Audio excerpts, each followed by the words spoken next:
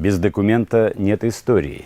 Вот он, первый документ – свидетельство о рождении государственности Удмуртии.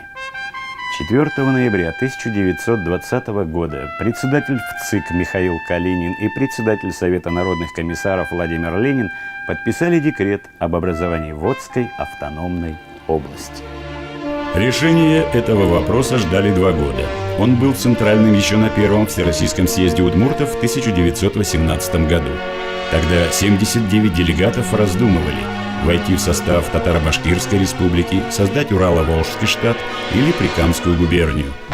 Но разгорелся пожар гражданской войны, и мечты о земле российской, как о земле Союза народов со своим правительством, законами, образованием, пришлось оставить.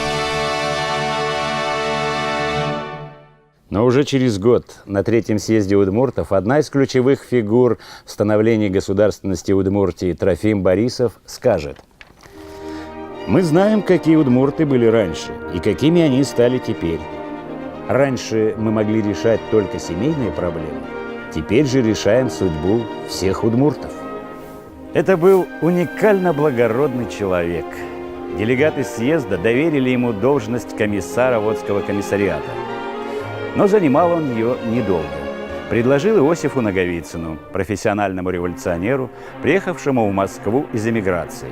И, что немаловажно, удмурту, уроженцу деревни Омутница, ныне Глазовского района.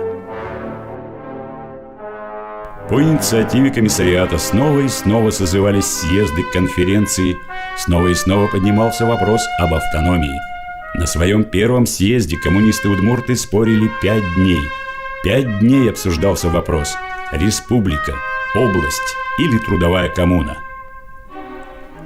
Позднее Кузибай Герд, ярчайшая личность периода становления государственности, эмоционально произнесет: «Вот мы встали, наши головы подпирают небо, глаза горят, как солнце. Ни огонь, ни вода, ни годы, ничто не сможет остановить нашего продвижения в светлый мир». Декрет об образовании Водской автономии был подписан. Но не была обозначена территория, и секретарь ВЦИК напишет: установление границ поручить комиссии и обязать закончить работу в кратчайший срок. И снова 2 месяца жарких споров. Наконец, территория была определена и 5 января 1921 года утверждена декретом ВЦИК. В новой автономии оказался только один старый уездный город – Глазов. Он же и определен столицей. Этим же декретом задним числом был узаконен в статусе города Ижевск, самостоятельно провозгласивший себя таковым 3 года назад. Сарапул же в Удмуртию поначалу не вошел.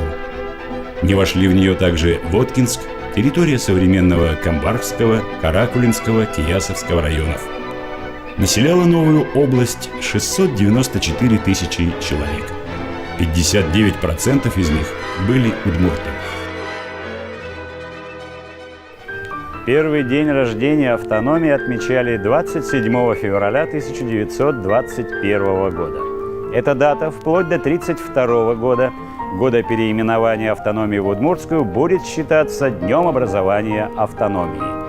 Во всех 3 уездах – Глазовском, Ижевском, Можгинском – можно было услышать: «Все за дело!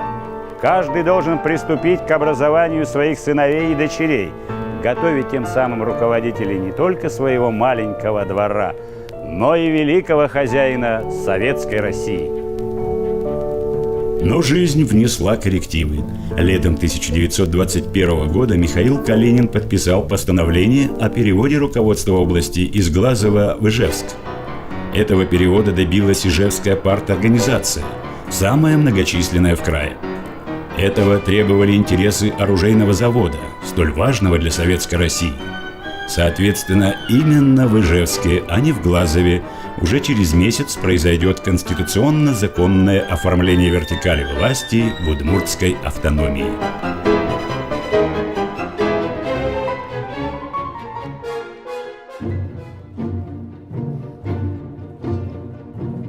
1921 год, 16 июля. Здание Театра городского совета заполнили 93 человека. Это были делегаты. Секретарь посмотрел на часы. 18:37. записал: «Первый учредительный съезд Советов Водской автономной области открыт». Звучит «Интернационал».